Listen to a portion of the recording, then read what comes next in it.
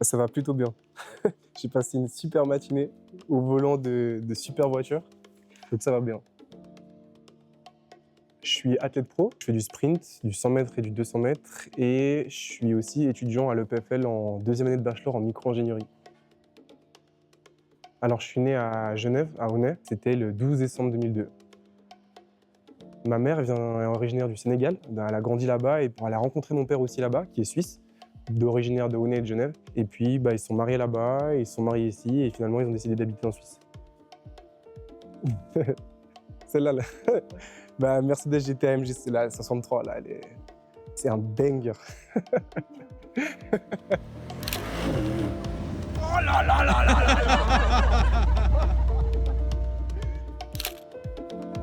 Avant, j'étais un étudiant lambda, dans le sens où avant mon uni, je faisais le lycée, le collège, comme n'importe quel étudiant, juste j'avais le sport le soir. Et puis pas besoin de faire des aménagements spéciaux ou de changer vraiment drastiquement mon train de vie. Mais maintenant, depuis que je suis à l'EPFL, il y a pas mal de choses qui ont changé, parce que voilà, on sait que c'est une école qui demande pas mal de ressources en termes de temps, d'énergie, simplement d'investissement. Et du coup, j'étudie à temps partiel. Donc, cette année à 50%, peut-être les années prochaines un peu moins, histoire de pouvoir me concentrer un peu plus sur le sport.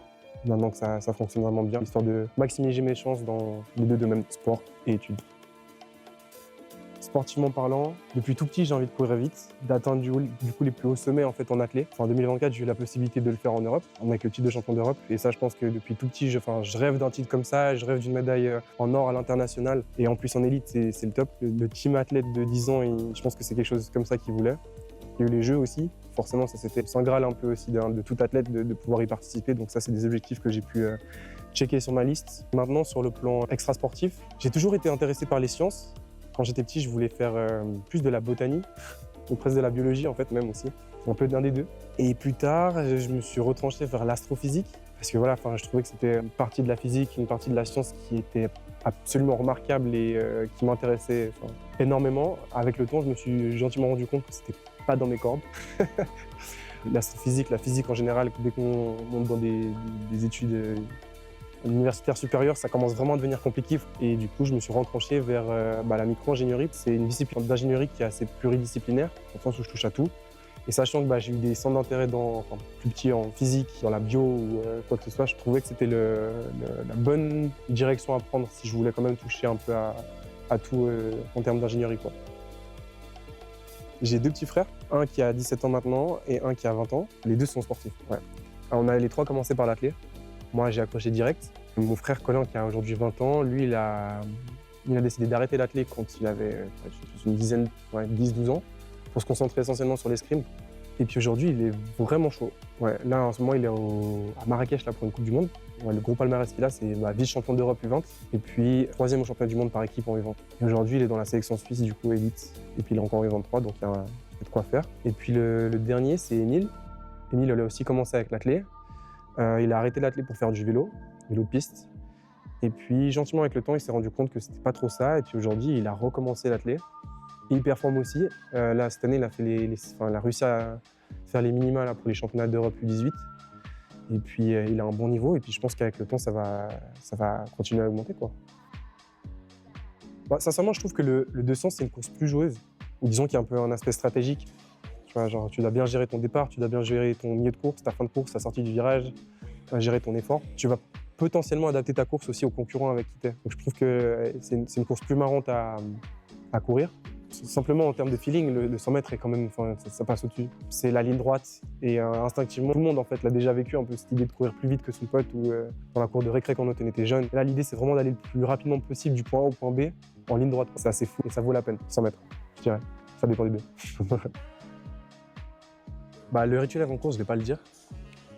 Ça perd tout son charme.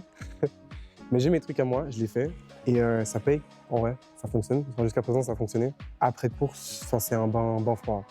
Toutes les courses, chaque fois que j'ai l'occasion, en fait, c'est direct bain froid. En fait. Souvent, il y a sur les stades, quand on est en championnat, il y a souvent des box où tu peux juste faire t'immerger. Ça, je le fais à chaque fois. Mais autrement, dès que j'arrive à l'hôtel ou à la maison, c'est un bain froid direct ou une douche froide. Puis ça reset. Non, j'ai pas de truc autrement que je prends avec moi dans mon quotidien. Genre.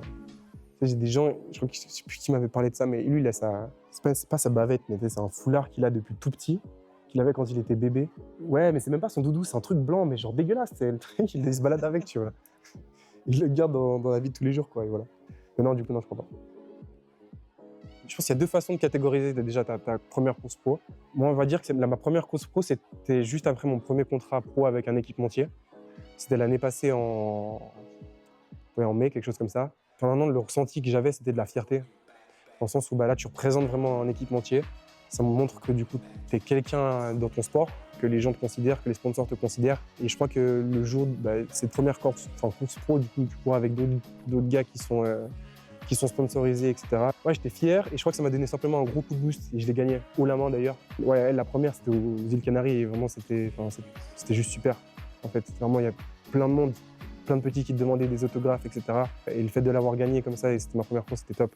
Maintenant, si je parle du coup de la première vraie course en championnat en étant élite et après avoir justement eu un début de carrière pro, la première grande, c'était au championnat d'Europe en fait. Sincèrement, sur le moment du championnat, je captais pas grand-chose. Enfin, je savais que j'étais en forme, mais j'avais aucune idée que j'avais les capacités d'aller chercher une médaille d'or. Et puis au final, quand ça s'est passé, j'ai pas réellement saisi ce qui venait de se produire, quoi. Sincèrement, ce qui m'a propulsé vraiment sur la scène internationale, c'était les championnats d'Europe.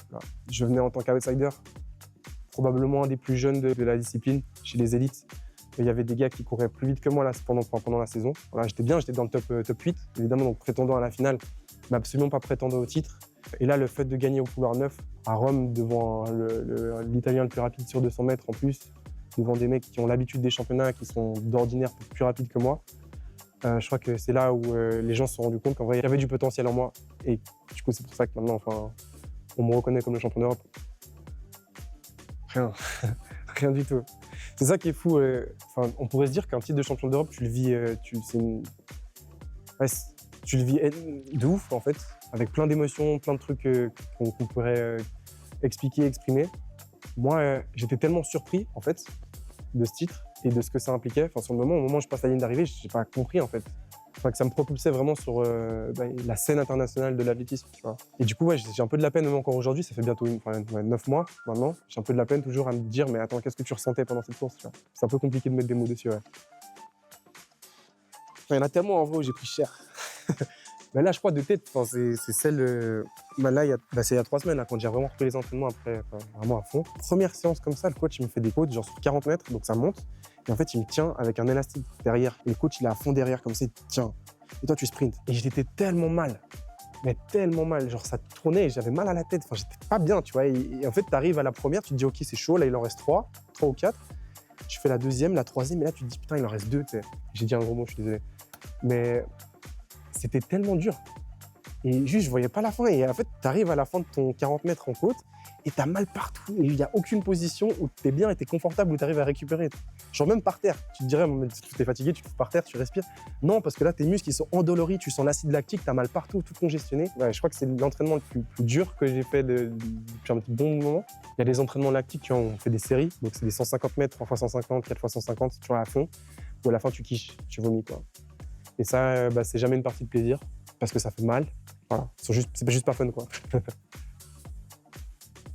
Ce qui me vient en tête comme ça directement, je dirais que c'est... Alors, la première, c'est au jeu. La veille de la course. Les jeux, c'est l'apogée sur 4 ans. On se prépare pour ça. Vraiment, c'est un goal de vie, quoi. Et là, la veille de la course, je faisais du travail sur juste de la mobilité, juste pour réveiller le corps pour le lendemain. Et je me tords la cheville.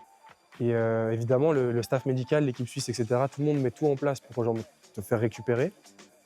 Mais entre toi et toi-même dans ta tête, t'es seul. C'est dur parce que tout ce que tu as mis en place pendant toute l'année, ou même les 2 ou 3 ans avant, il y a tout qui s'effondre en fait la veille de ta course.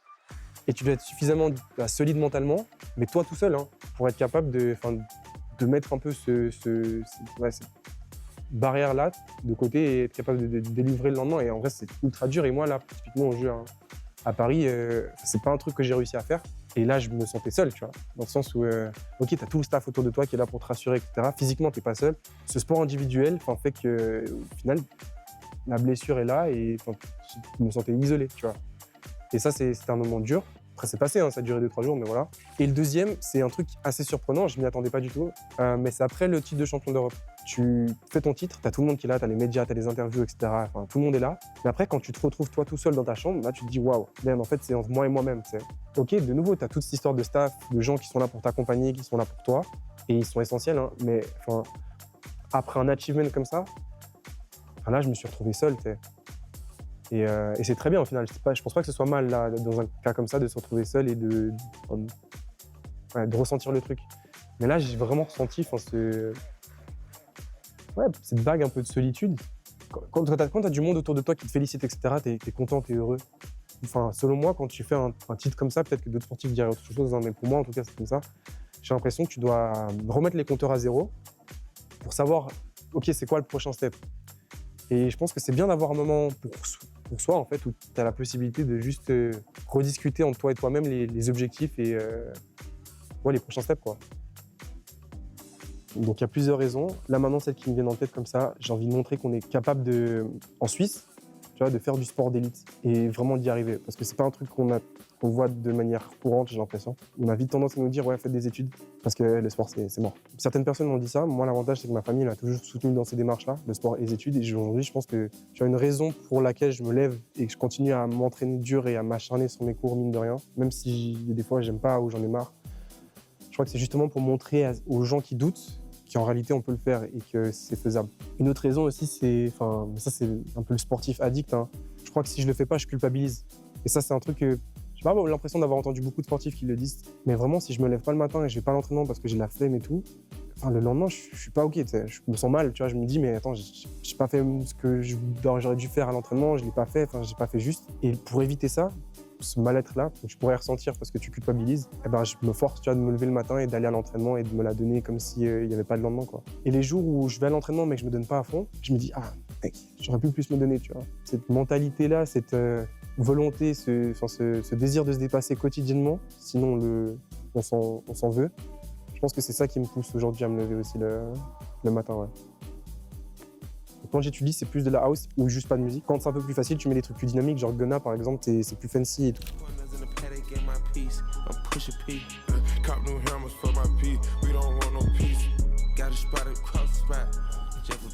Ouais, je trouve que c'est vraiment une histoire de mood. Enfin, moi, si je te sors un mood où je suis posé chez moi, genre un samedi soir, j'ai fini ma semaine et tout, je suis posé, j'ai rien à faire. Petit Berlioz, petit verre de vin et tout, elle a bien, moi je kiffe trop ça.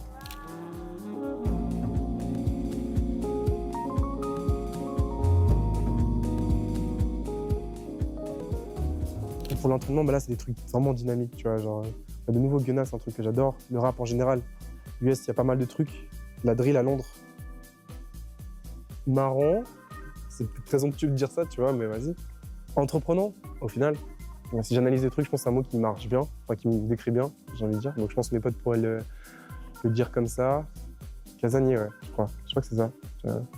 Ouais, c'est les trois. Kebab des Essers.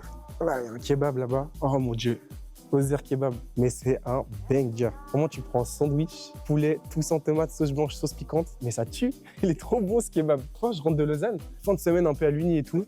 Je me dis, OK, j'ai droit à un soir par semaine où je me mange un truc un peu limite, mais je m'arrête au kebab. C'est Wembanyama, tu vois, Victor, le basketteur. Je l'ai vu au jeu, d'ailleurs, j'ai une photo avec lui. Il est tellement grand, juste que je capte pas comment son corps fonctionne. Genre juste en termes de proportion et tout, genre d'envergure, ouais, je comprends pas vraiment. Et là, je pense juste, même pas pour la fame, etc., parce que c'est le basketteur, je pense qu'on aura sur les 10 prochaines années. Simplement pour juste capter comment ça se passe dans son corps, voir le monde je crois, il fait quoi, 2 mètres, je sais pas, 2 mètres 20, 2 mètres plus, tu vois. Et il est énorme, énorme. Il a des bras tellement longs. Et vraiment, bon, je suis pas tout petit, mais sur la photo, on a l'impression que je fais 1m60. C'est un truc de ouf. On peut montrer on peut montrer la voiture là. Non, on va mettre les trucs en place pour avoir cette voiture là. J'espère qu'on peut mettre la vidéo, mais. Oh là là là là là là. Je t'ai pas mourir. C'est simple, c'est bateau, mais je crois que voilà, là, je crois que c'est juste ça dit à la caméra. Là, je vais mettre les trucs en place pour pouvoir avoir une voiture comme ça qui pousse.